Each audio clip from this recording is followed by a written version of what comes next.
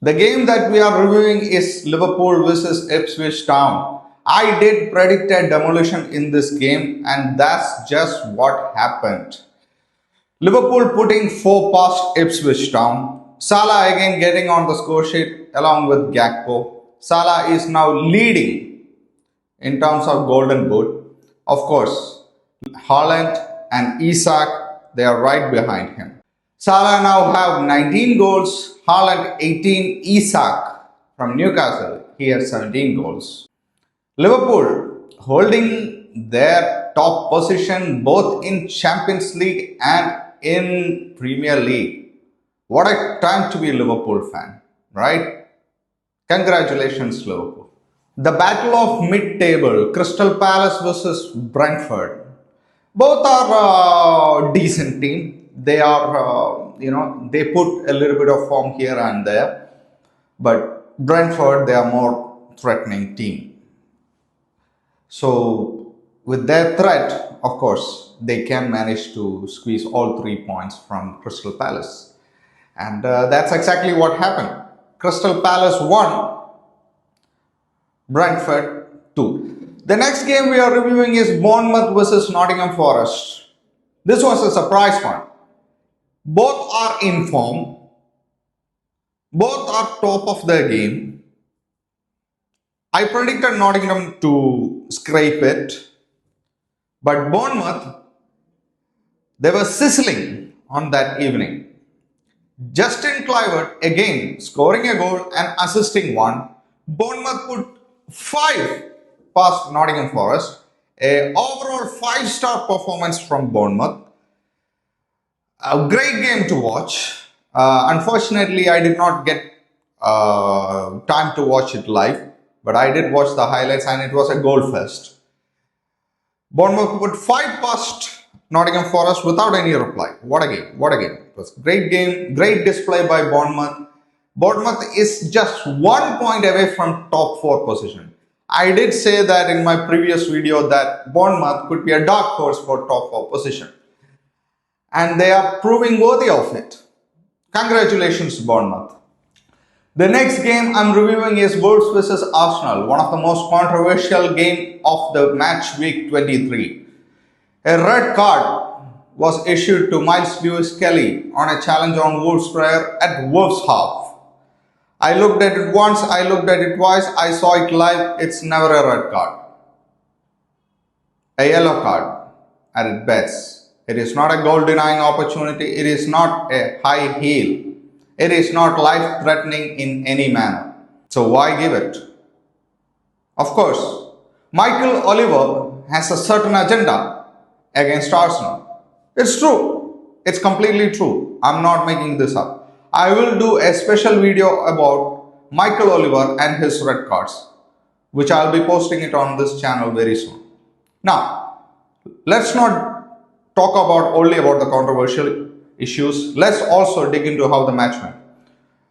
The match was 0-0 up until Miles Lewis-Kelly got his straight red card at the very end of the first half. The second half started with 1 man down for Arsenal.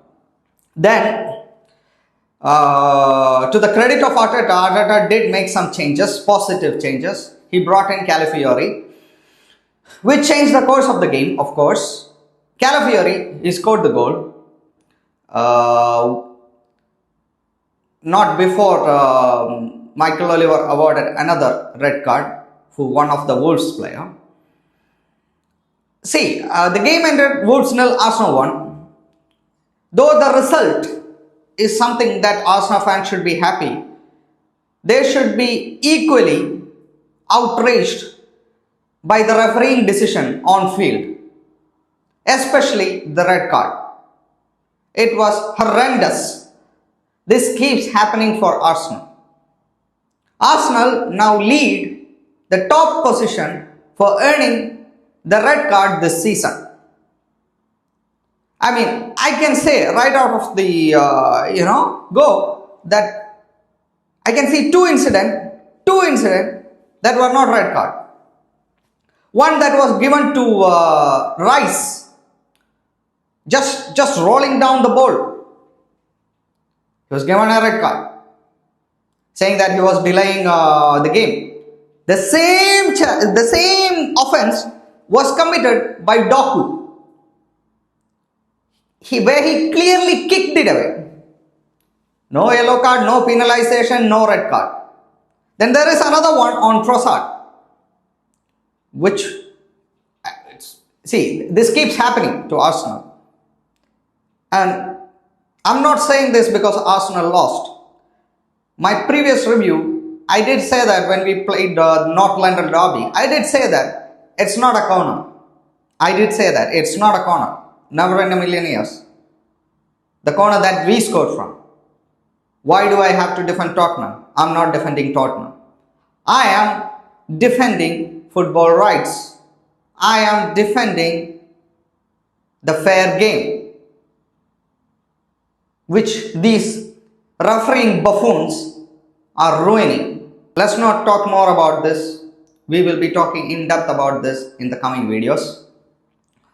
So let's get into the next game. The game that we are reviewing is Tottenham vs Leicester City.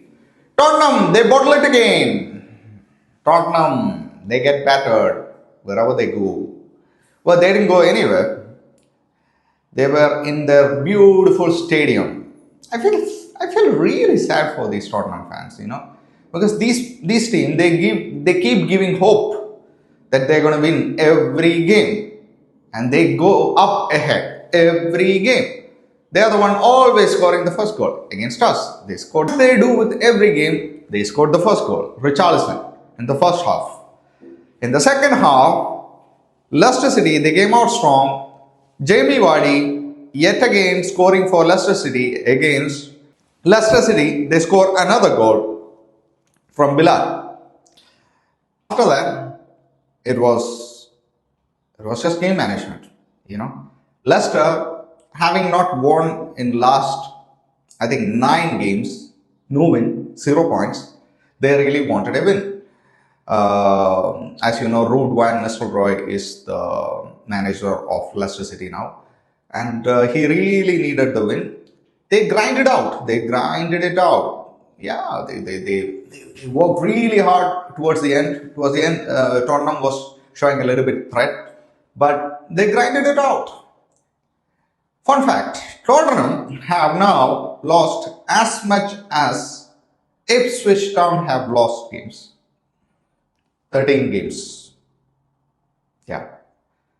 And even if you look at the win and the draws of Ipswich Town and Tottenham, it's really, I don't know how I can, contemplate it.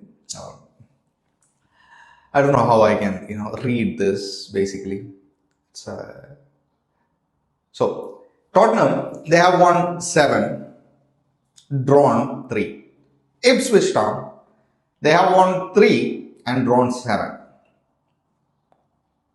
And both have lost 13 games. I'm not trying to compare Ipswich with Tottenham, but see, I mean, look at these numbers, right? It's not good. It's not a good time to be a Tottenham fan. Southampton versus Newcastle. I did predict a Newcastle win, but Newcastle, with the back of a defeat, they came into this game, and very early on, Southampton scored the first goal. Within 10 minutes, they scored the first goal. But of course, Newcastle, they are no short of any talent. They have Isak, they have Gordon, many talents there. Isak with a brace scored 2 goals, and the game entered. Southampton 1, Newcastle 3. What a game. The game that we are reviewing is Mancity vs Chelsea. I did say that this game was going to be a feast to the eyes if the managers were not cautious. Well, there was no time to judge when the game started. Madueke is scoring the first goal of the evening. A mistake from Kushnov, the new recruit by Mancity. Fun fact, he is the first Uzbek player to play in the Premier League. He is not the only new recruit for Man City this January. There is Omar Marmoush. What a great player. I can see why Man City have brought him. Anyway, getting into the game. Madueke putting Chelsea up front. A mistake from Koshnov. He looked very shaky after that mistake. He's young. He made his mistake on his debut. It's not a good look. But he held on. To the credit of Pep, he did not make any changes in the first half. It would have been devastating for that young kid. He didn't. He kept him. And Man City, they got back. They got back very well. Guardiola equalizing in the first half itself at 41st minute. Then, in the second half, Erling Haaland with his 18th goal of the Premier League, scoring another beautiful goal actually. Then, towards the very end, Phil Foden putting it to the bed. This game shows what Man City is going to bring to the table next season. This combination of front three is really threatening. I saw a glimpse of what they are going to do. Phil Foden, he's very good at holding up players, which we already know. And the very first minute itself, Omar Marmoush, actually he was through.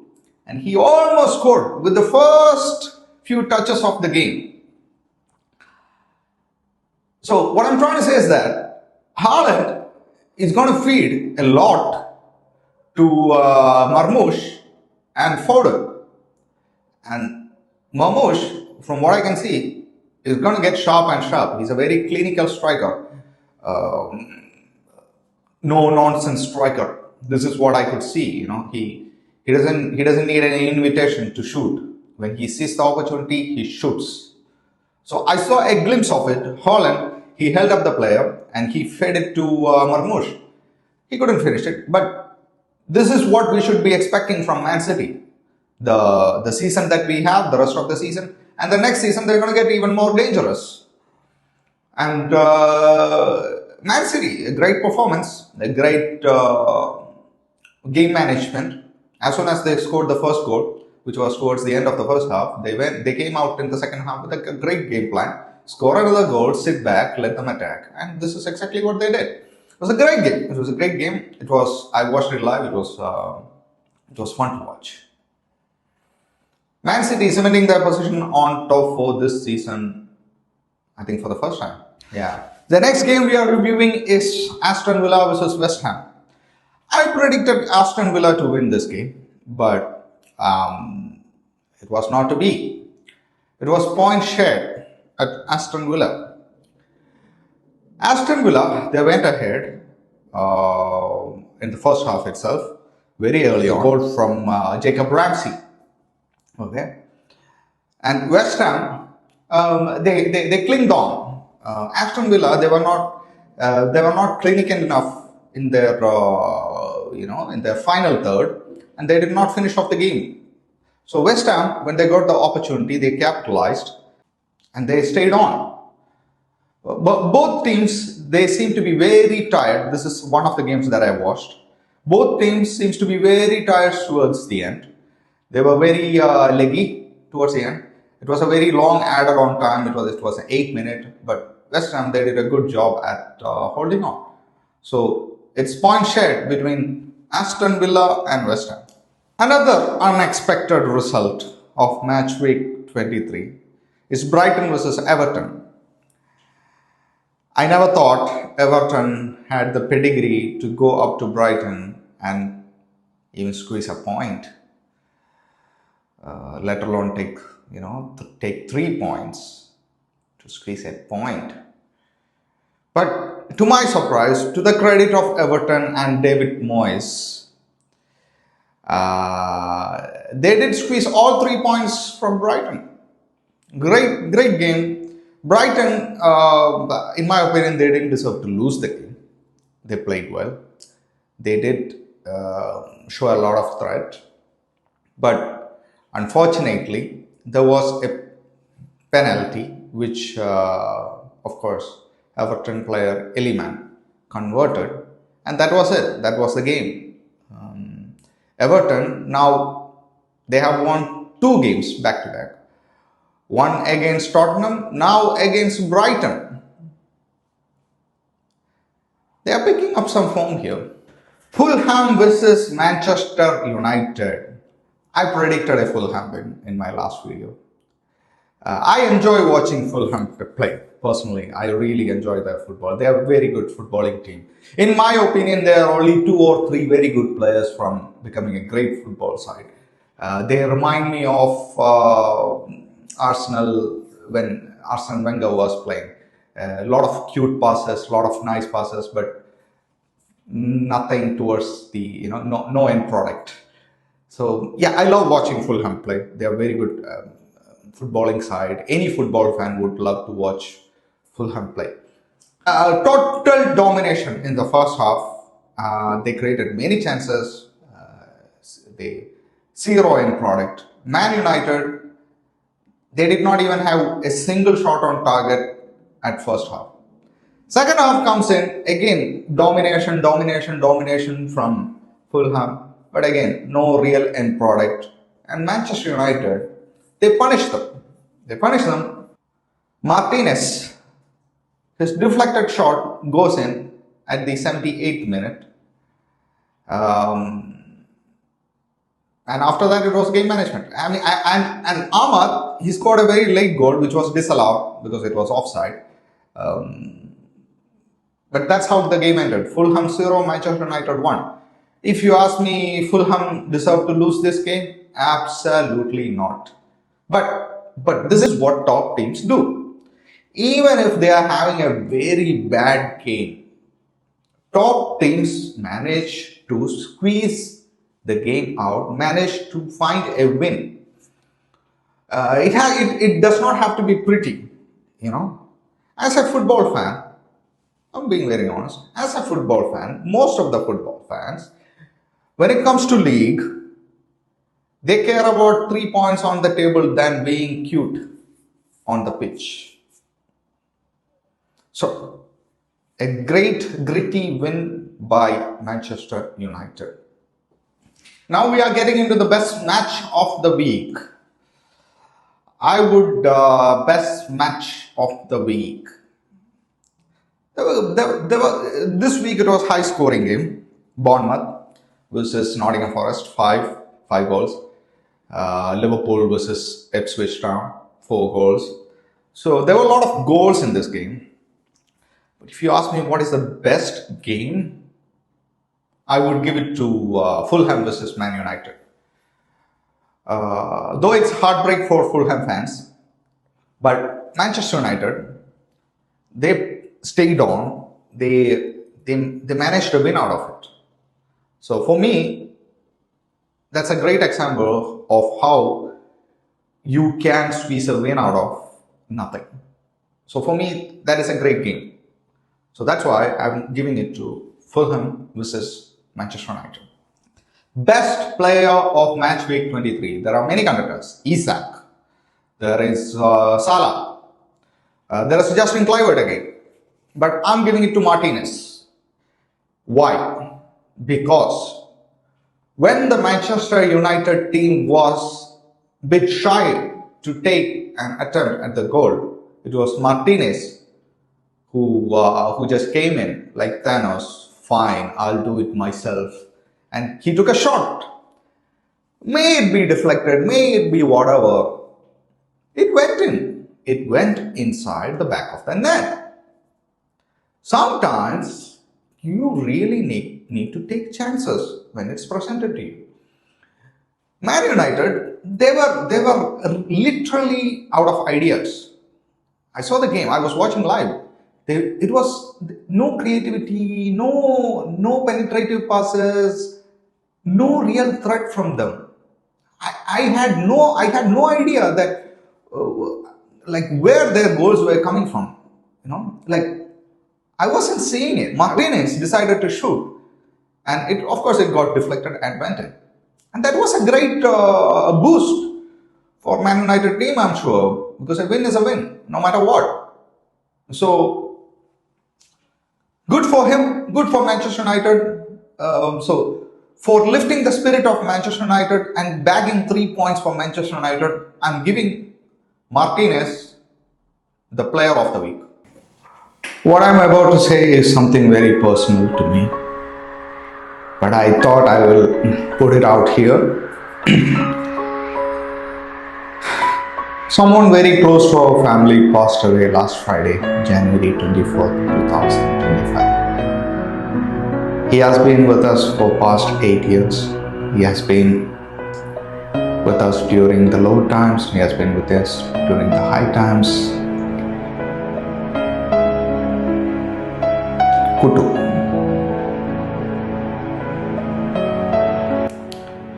He has made a cameo in one of our videos. He passed away last Friday, and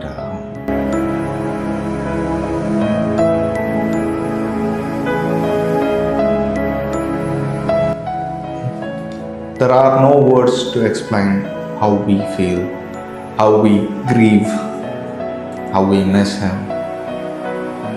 We're just happy that the way that he passed was very painless. He did not suffer at all.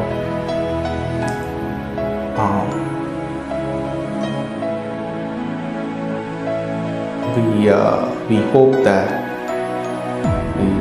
we gave him as much love that he gave us. Wherever you are, Kuttu, I hope, I know actually, that your soul is in a rested place, and we miss you so much, and we love you forever.